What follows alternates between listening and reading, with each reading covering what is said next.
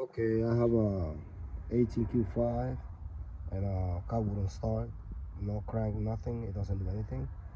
So when we check in the trunk, there's water in the trunk here on the left side, you see it, and the water got into the comfort module. This guy right here is the point number, and this is the comfort module, see.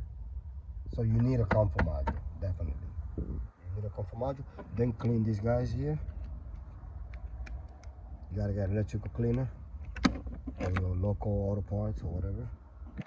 Okay, clean the connectors and hopefully there's not a damaged pin here.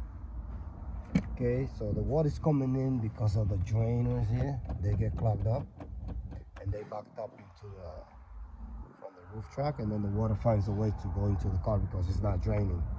So all you gotta do is pull these hose here, see that, and clean it and put it back there. I recommend to use air shop. Okay, and that should do it. I mean, doing the module, and then you gotta coat it, coat the new one. Okay, I recommend you make sure you get the right part. Okay, and just clean all the water when you're done, and make sure you check the right side too. See the holes here. Pull it, and air shop will be the best way to clean them. And that's it. That should do it. Okay.